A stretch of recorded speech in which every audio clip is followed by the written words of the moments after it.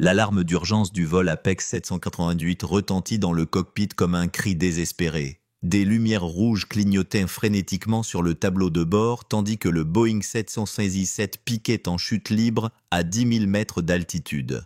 Dans le cockpit, le commandant de bord Marcus Thorne était inconscient, du sang coulant d'une coupure au front, et le copilote Léo Vance luttait seul contre des commandes qui ne répondaient plus. « Mayday, Mayday, ici le vol Apex 788, nous avons perdu le contrôle total !» cria Vance dans la radio, sa voix tremblant de panique pure. Pendant ce temps, dans la cabine des passagers, 342 personnes vivaient leurs derniers instants de terreur. Les masques à oxygène se balançaient violemment, les bagages volaient dans les couloirs et des cris désespérés résonnaient dans tout l'avion. Mais une personne ne criait pas. Maya Evans, 34 ans, restait calme à son siège 16B, observant chaque mouvement de l'avion en chute avec la précision technique de quelqu'un qui avait passé 15 ans à piloter des avions de chasse. Ses yeux analysaient automatiquement les angles de descente, la vitesse du vent et le comportement des surfaces de contrôle. Elle n'assistait pas seulement à la catastrophe, elle calculait des solutions. Quelques heures plus tôt, Maya avait tenté de se présenter à l'équipage à la porte d'embarquement. En tant que pilote de ligne certifiée et ancienne officière de l'armée de l'air, elle avait pour habitude de s'identifier lorsqu'elle voyageait en tant que passagère. Mais le commandant Thorne ne lui avait même pas accordé un regard. « Ah, bien sûr », avait-il murmuré à Vance, assez fort pour que Maya l'entende. « Encore une pilote Barbie. Elle doit croire que piloter un avion, c'est comme jouer à un simulateur de vol. Laissons-la s'asseoir à l'arrière et faire semblant de s'y connaître. » Vance avait ri. « Hé patron, vous vous souvenez de cette fille le mois dernier ? Elle aussi disait qu'elle était expérimentée et elle a failli écraser l'avion en roulant vers la piste. Ces quotas de diversité deviennent ridicules. » Maya n'avait pas répondu. Elle avait simplement souri poliment et s'était dirigée vers son siège, ravalant cette humiliation comme un feu qui couvait. Ce que ces hommes ignoraient, c'est qu'elle était la première femme noire à avoir piloté le chasseur furtif F-35 en mission de combat, avec plus de 3000 heures de vol et une spécialisation dans les atterrissages d'urgence impossibles. À présent, alors que l'avion piquait du nez et que les mêmes hommes qui l'avaient méprisé criaient à l'aide dans le cockpit, Maya détacha sa ceinture de sécurité avec un calme qui effraya les passagers autour d'elle. Elle retint doucement par le bras une hôtesse de l'air paniqué. « Je dois aller dans le cockpit, maintenant. »« Madame, tous les passagers doivent rester assis !» cria l'hôtesse. Maya la regarda droit dans les yeux. « Je suis pilote certifié, ancien officier de l'armée de l'air. Si vous voulez avoir une chance de survivre, emmenez-moi là-bas. » Pendant un instant qui parut une éternité, l'hôtesse hésita. Mais quelque chose dans le regard serein et déterminé de Maya la convainquit. Elle hocha la tête et commença à se frayer un chemin dans le couloir chaotique. En se dirigeant vers le cockpit où les hommes qui l'avaient humiliée luttaient désespérément contre la mort, Maya ne put s'empêcher d'esquisser un sourire ironique. Quelle ironie du sort! Quand Maya entra dans le cockpit, Vance la regarda avec un désespoir absolu, sans la reconnaître immédiatement. « Vous êtes pilote ? Dites-moi que vous savez ce que vous faites. » Un instant, Maya songea à lui rappeler exactement qui elle était. Elle songea à mentionner les commentaires sur la pilote Barbie et les quotas de diversité. Mais 342 vies étaient entre ses mains. « Quittez votre siège, » dit-elle d'une voix d'un calme glacial, « tout de suite. » Tcha. Vance hésita une seconde, ses yeux reconnaissant enfin le visage de la femme qui l'avait humilié à l'aéroport. Le choc était visible sur son visage. « Vous Vous êtes...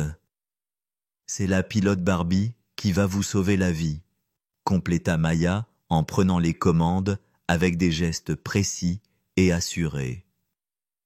Chaque humiliation subie au cours des dernières heures ne faisait qu'alimenter en elle une force que ces hommes arrogants ne pouvaient pas voir, une détermination forgée dans le feu de 1000 batailles qu'ils n'auraient jamais eu le courage d'affronter. Maya prit le contrôle du Boeing avec la précision d'un chirurgien.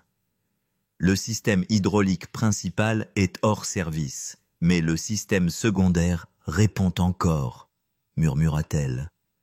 Vance, surveillez la pression du carburant, je m'occupe des commandes de vol. Vance obéit automatiquement, les mains toujours tremblantes. Mais ce qui hantait vraiment Maya n'était pas seulement les insultes, c'était le silence complice des autres à l'aéroport. Quand Thorne l'avait appelé pilote Barbie, au moins 4 autres pilotes d'Apex Airways avaient ri. Pire encore, la superviseure de vol, l'une des rares femmes à un poste de direction, était passée sans dire un mot, baissant simplement la tête et accélérant le pas. « Laissez-la essayer », avait dit Thorne, assez fort pour que Maya l'entende. Quand elle se cassera le nez à la première turbulence sérieuse, elle se souviendra que la place d'une femme est de servir le café, pas de piloter des avions. La première turbulence sérieuse, eh bien, la voilà. Le niveau de carburant est critique, annonça Vance, sa voix empreinte d'un nouveau respect. Il nous reste peut-être 15 minutes de vol.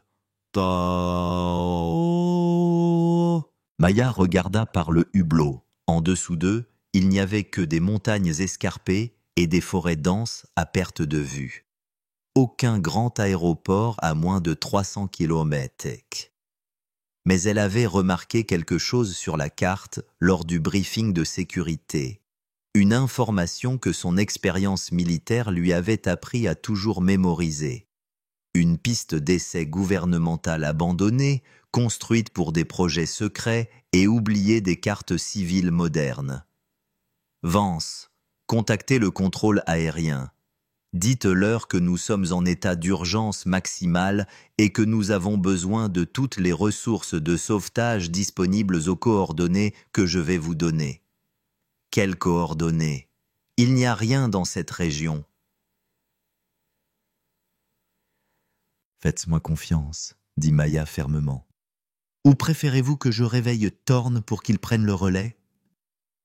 Vance jeta un coup d'œil au commandant toujours inconscient et secoua vivement la tête. Non, non, vous êtes aux commandes. Pour la première fois depuis son entrée dans le cockpit, Maya sourit sincèrement. Maintenant, vous avez compris.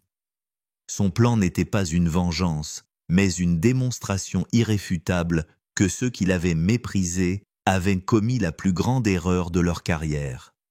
La femme qu'ils avaient traitée de Barbie tenait désormais non seulement 342 vies entre ses mains, mais aussi le destin professionnel de tous ceux qui avaient douté de ses compétences. Avec seulement 12 minutes de carburant restantes, Maya aperçut la piste abandonnée surgissant entre les montagnes comme une cicatrice grise au milieu de l'immensité sauvage. 200 mètres de béton fissuré, soit exactement la moitié de la longueur nécessaire à un Boeing 767 dans des conditions normales. « C'est du suicide », murmura Vance. « Aucun pilote de ligne ne tenterait ça. »« Vous avez raison », répondit Maya. « Aucun pilote de ligne. » Elle prit la radio. « Tour de contrôle, ici le commandant Maya Evans, officier de l'armée de l'air autorisé à effectuer des atterrissages d'urgence sur territoire militaire. Je déclare l'état d'urgence maximal et assume l'entière responsabilité de cette opération. » Un silence tendu s'installa, puis une voix répondit. « Commandant Evans, nous avons confirmé votre identité. Autorisation accordée. Bonne chance. » À ce moment, le commandant Thorne commença à reprendre conscience. « Qu'est-ce que... Où sommes-nous ?»« Commandant, » dit Vance, la voix tremblante d'un mélange de terreur et de révérence. Cette passagère, c'est un commandant de l'armée de l'air. Elle essaie de nous sauver.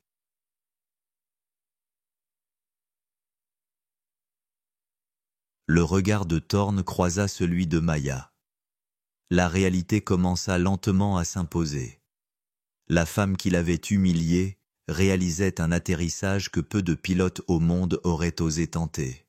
« Non, c'est impossible », murmura Thorne. 60 secondes avant l'impact, dit Maya, sa voix toujours égale. « Vance, surveillez la vitesse. Thorne, si vous restez conscient, observez la pression hydraulique. »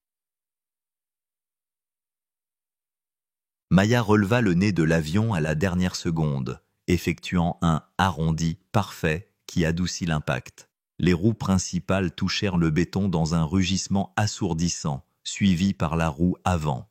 Elle activa immédiatement les inverseurs de poussée à pleine puissance. Le Boeing glissa sur la courte piste, des étincelles jaillissant des roues surchauffées. À seulement 50 mètres du bout de la piste, l'avion s'arrêta enfin. Un silence absolu envahit le cockpit. Je n'ai jamais rien vu de tel de toute ma vie, dit Vance. Thorne, maintenant complètement lucide, était en état de choc total. L'homme qui l'avait raillé en la traitant de pilote Barbie venait d'assister à l'atterrissage le plus techniquement parfait de ses 20 ans de carrière. « Comment avez-vous fait ça ?» demanda-t-il, la voix brisée. Maya éteignit méthodiquement les systèmes principaux. 15 ans d'entraînement militaire, 5 ans à diriger des missions de combat, 500 heures de vol dans des conditions extrêmes. Elle se tourna pour les regarder droit dans les yeux.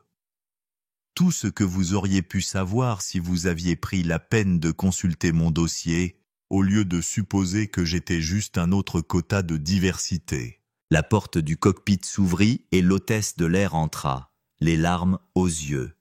« Commandant Evans, tous les passagers vont bien. »« Commandant Evans, » répéta Thorne, la réalisation le frappant comme une gifle. « C'est exact, » dit Maya. « Je suis la première femme noire à avoir piloté des F-35 en zone de combat. Décorée de la médaille d'honneur pour 5 missions de sauvetage réussies. Instructrice certifiée pour les atterrissages d'urgence extrême. » Vance enfouit son visage dans ses mains. « Mon Dieu, qu'avons-nous fait ?»« Vous m'avez appelé Barbie, » dit Maya en se levant. « Vous avez dit que les femmes comme moi devraient nettoyer les cockpits. » Elle marqua une pause, regardant Thorne droit dans les yeux. « Eh bien, je viens de nettoyer le gâchis que vous avez vous-même créé. » 6 mois plus tard, Maya Evans se tenait sur la scène principale de la Convention internationale de l'aviation, acclamée par plus de 5000 pilotes et dirigeants de compagnies aériennes du monde entier. Elle, vêtue de l'uniforme officiel de commandant d'Apex Airways, était devenue un symbole. « Il n'y a pas si longtemps, dit-elle, sa voix résonnant dans l'auditorium, 2 hommes m'ont dit que la place d'une femme était de servir le café.